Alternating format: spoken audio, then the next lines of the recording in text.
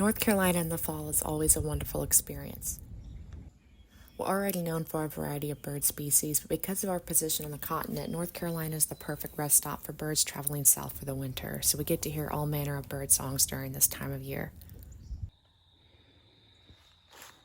The leaves change color, the wind blows, and it's that perfect balance between fleeting warmth and an oncoming chill, making us begin to pull out our lightweight sweaters or cardigans. North Carolina falls are fleeting though, staying for a month at best if you're lucky. So when I decided that I wanted to knit myself a cabled cardigan in the fall and for the fall, I knew I had to be quick.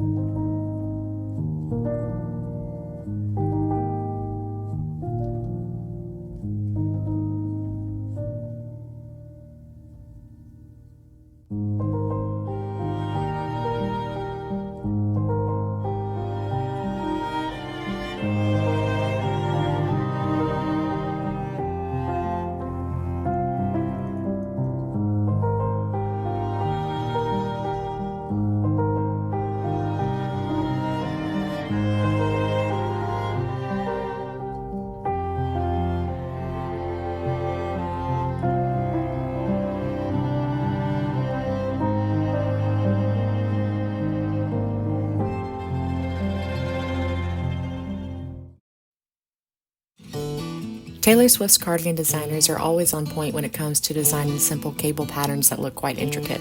If you watch my video where I knit the folklore-inspired cardigan, you'll know that I'm not a Swiftie by any means, but I'm a person who, if seeing a trend that everyone is on, goes, yeah, no, I can make that myself.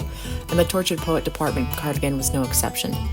While it's currently no longer in stock at the making of this video, I did see beforehand that this cardigan was selling roughly anywhere between $200 to $300 brand new, and used on eBay it goes anywhere between $100 to $200. Now you may be thinking that's not a bad price at all for a quality cardigan that you don't have to spend the time knitting yourself, and I would agree had I not seen the hard fibers these cardigans are made of. And don't get me wrong, this is not a knot on acrylic yarn by any means. I use those yarns quite often myself. What I am somewhat, shall we say, perturbed with is the fact that a sweater made of these low quality materials sells for such an outrageous price, when I know quite well that I can make this cardigan for not even a fraction of that price if I bought the acrylic yarn. This leads into a discussion I'll bring up later in the video about consumerism and trends, but basically, I decided that I would prove to myself and whoever watches this video that I can not only make this cardigan on my own, but also that I can make it with high quality materials as well for half of the cost. Challenge accepted, Swifties.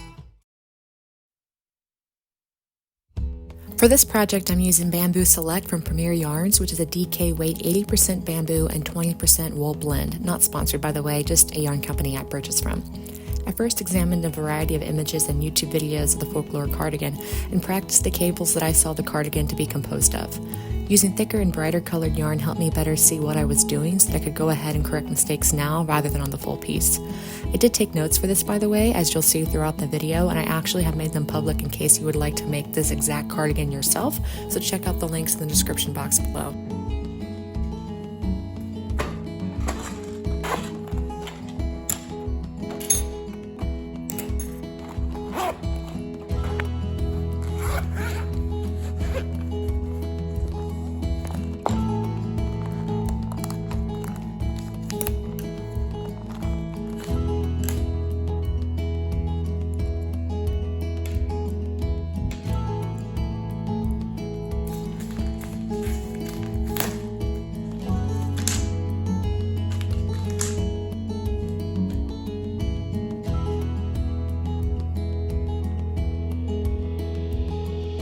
I then knit a gauge swatch of one pattern repeat, which is a twisted diamond cable and a wide left cable.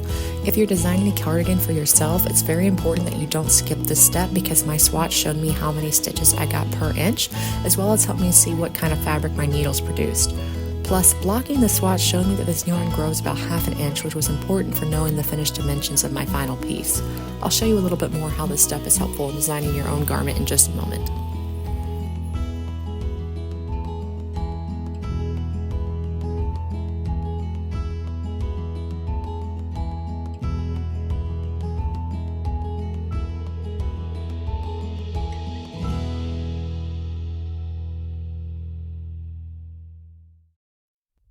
Alright, now comes the time where we have to figure out how many stitches to cast on to both achieve our desired size and to create the correct number of pattern repeats.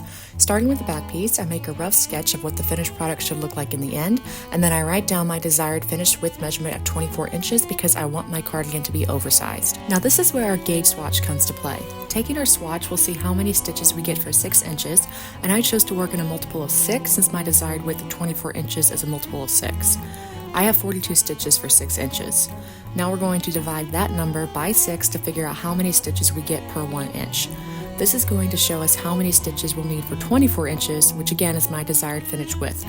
So I have 7 stitches for 1 inch and my desired width is 24 inches, so this means I need to cast on 168 stitches for the back panel. Then I chart out where I'm going to place the various cable and stitch patterns. Obviously, you don't have to be an amazing artist to do this. I mean, look at me. Just sketch it out so you can understand what is going on. If you're wondering, wait, what about the front? Keep in mind that I'm knitting my garment flat in pieces, so the front panels are going to be half the width of the back portion, as you can see me illustrating here. Basically, these steps I just gave you on how to determine how you'll knit the back are the exact steps you'll follow for every piece of the garment, as I'll show you throughout the video. And this is also why it's very important that you keep an exhaustive list of everything you're doing when designing a garment, because you'll end up referring to many of your findings later in your design process. Using the sketches I came up with earlier as a guide, I write out the stitch pattern for the cable repeats. This helps me not only figure out where my stitches are going to go in the garment, but it also helps me adjust the pattern as necessary to get the right fit. For example, I needed to have 168 stitches to get my desired width, so I ended up having to add a couple extra cables than the Tortured Poets cardigan has in order to get the right fit.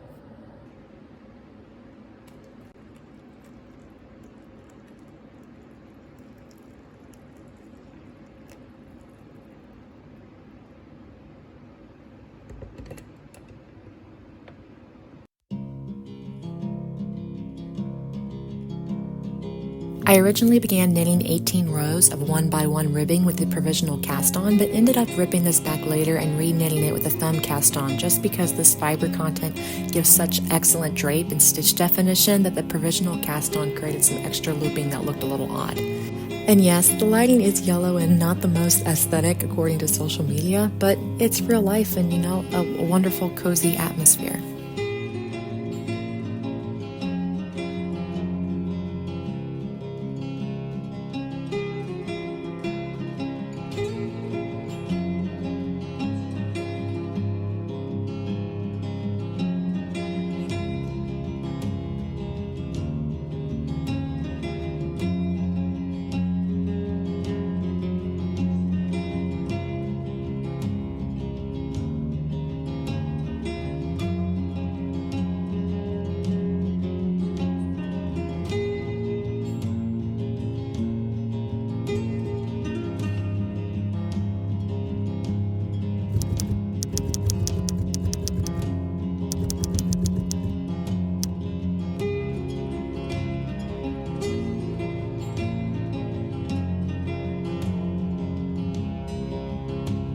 Speaking of yellow lighting, this kind of leads into the discussion I mentioned earlier in this video, which is fast consumerism.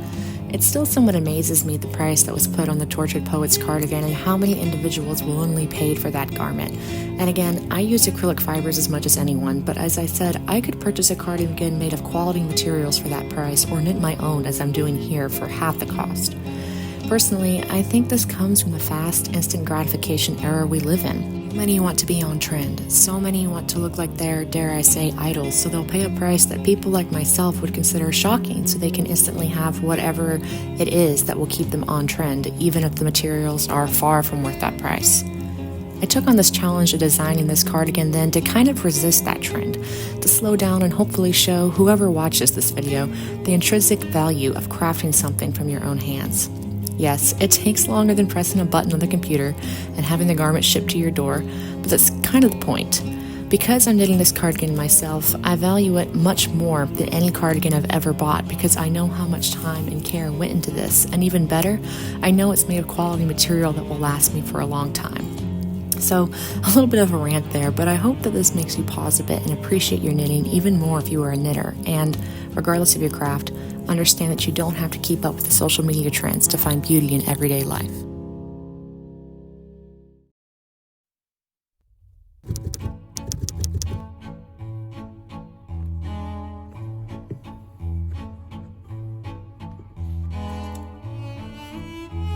Alright, as I said before, we determined the width and cast-on number for our front panels the same way we did the back. As we calculated earlier, the front panels are going to be half the width of the back, so for my measurements, half of 24 is 12 inches. Earlier, we discovered that I get 7 stitches per 1 inch, so if my front panels need to be 12 inches each, I need to cast on 84 stitches for each panel. And if you were like me and hated math in school, here's evidence as to why we need to do it as knitters. It comes in handy. As before, I draw rough sketches of the different panels with their various stitch counts, and this is especially helpful since the two front panels are not the exact same, but instead mirror each other, meaning that, for example, if a wide cable is on the left for one piece, it's going to be on the right for the other piece. The sketch then helps me see how I need to do my setup row when I start knitting each different panel.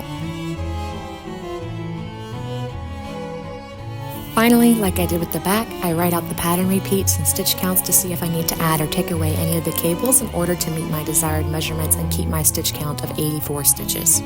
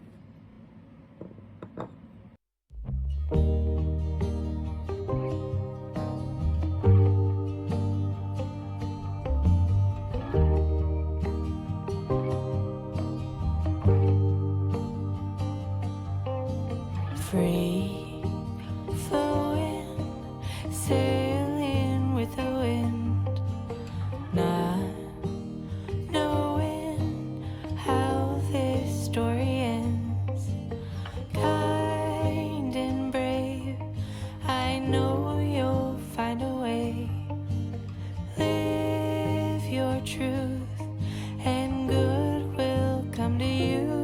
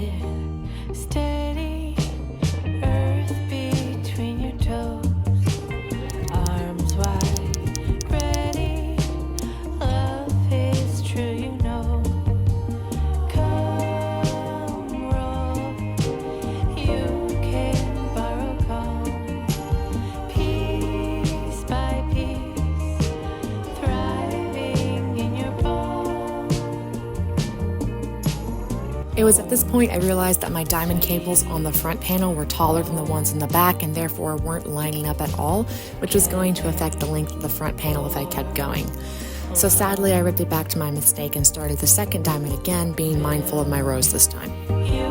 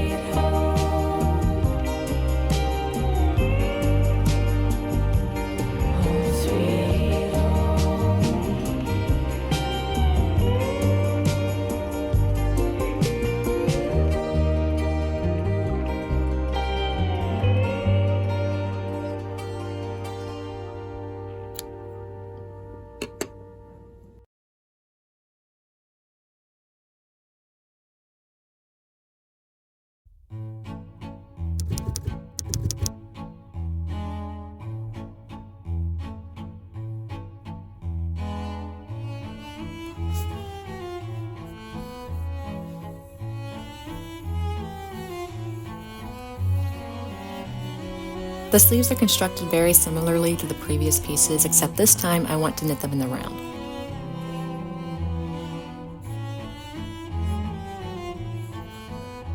So as before, I make a rough sketch, noting the placement of the different cables so I can visualize the garment and then calculate the number of stitches I'll need to cast on.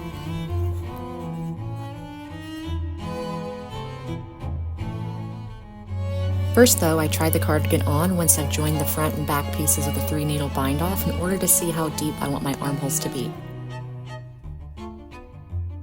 I mark where I want my armholes to begin with stitch markers and then use a crochet hook to slip stitch the side seams up to the marker point.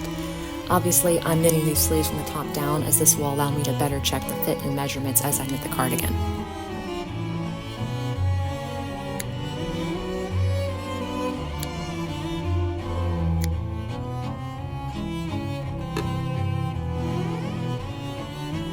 Once the sides of the cardigan are seamed, I then pick up the remaining stitches around for my sleeve, which for me was 86 stitches.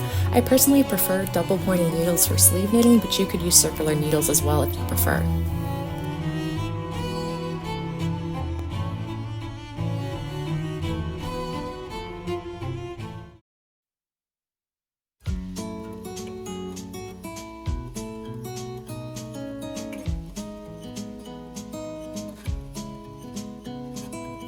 With my stitches all picked up, I knit one round and then switch to knitting in my cable pattern. I find that using stitch markers to indicate when the different cable patterns begin and end is very helpful for the first few rounds, since a lot of the patterns have similar stitch counts.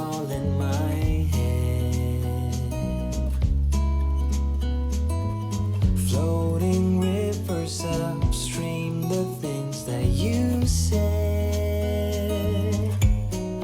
Tell me and be honest. Tell me, did you know that you would believe in me just like the winter's snow? Tell me and be honest. Tell me, should I've known that you'd believe in me? So I finished the sleeves with an Italian bind off to give it a polished look, and then the last thing was the button band. Using the same size needle I used for the body of the cardigan, I evenly picked up stitches around the edges.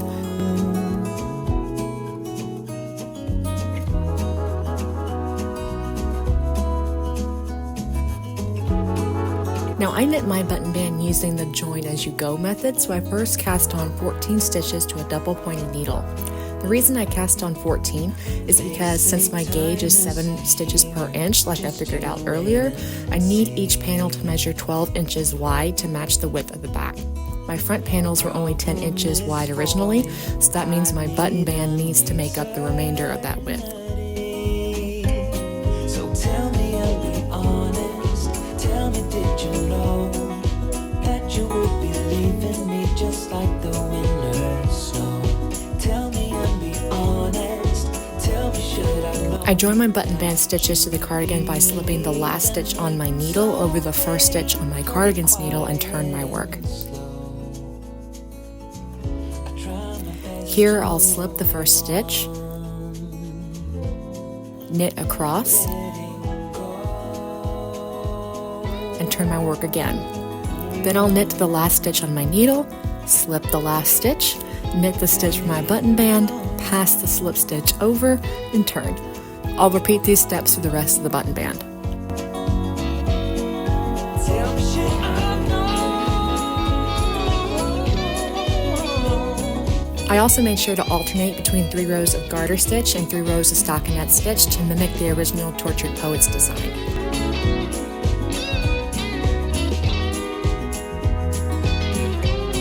Just tell me and be honest. Tell me, did you know?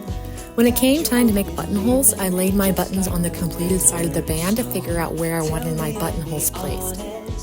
Using the buttons as my guide, I put stitch markers on my uncompleted stitches to show me where I needed to make buttonholes once I got to those stitches.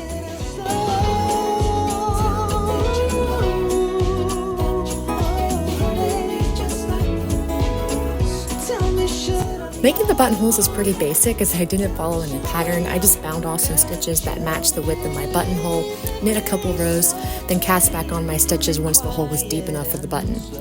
I then wanted to give my buttonholes a little more structure because the fabric this yarn creates is very drapey, so it isn't the sturdiest for buttonholes. I ended up single crocheting around the edges once, though if I were to do this again, I would have single crocheted twice around, as I did have to go back and whip stitch the edges together later because they were still too loose and the buttons kept popping out.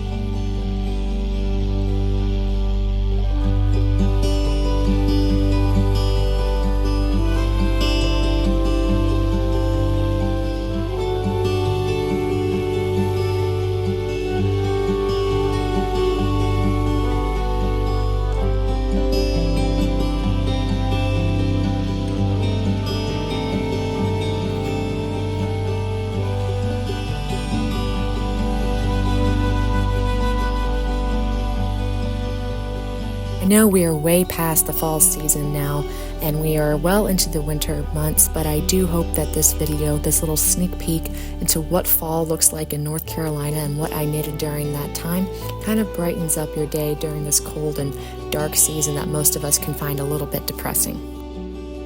I am quite pleased with how this cardigan turned out, and though I made some modifications to match my own personal style, such as having the cables go all the way to the top of the shoulder, I still think it's a pretty close replica of the original Tortured Poets cardigan design. While I would have crocheted around the buttonholes once more instead of whip stitching like I said earlier, I'm otherwise pretty satisfied with how this cardigan has turned out. I have since worn it through the fall and now into the winter, and I found it to be a good layering piece for the colder season.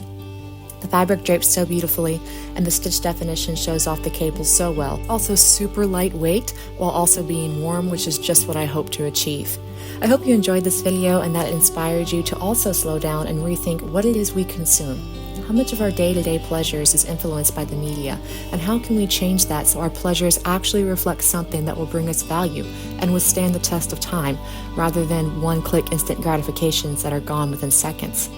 This might look like handcrafting something for yourself rather than purchasing it, or even reconsidering purchasing that trending knitting pattern everyone seems to be knitting right now, because maybe what you actually need is a pattern you self-draft in order to slow down and appreciate the process more.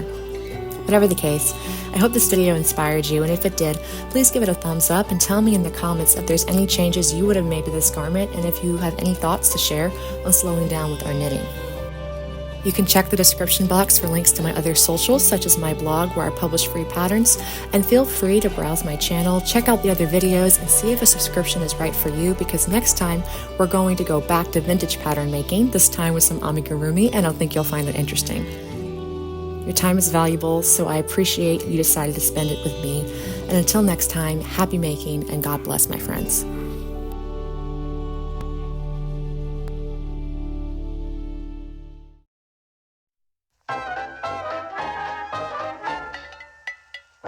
You are a knitter, you understand the pain of pulling a craft out of the craft bag and finding this. Gone. No! Look at the cable knit on this baby. Beautiful. While I'm setting up the camera, I'm also holding scissors at the same time, and I got them pointing toward my face. That was brilliant. I realized the scissors were right by my eyes. Okay. Beautiful, natural. We've turned the head a little, like you're looking at the trees. Wonderful. Keep going, hop it up, trip. I do this all the time. The ladybug landed and like flew away, and I was like, oh, that'd be a good shot to have like, on the camera. And now that I had the camera out, the ladybug just doesn't want to epically fly away. It's just sitting there.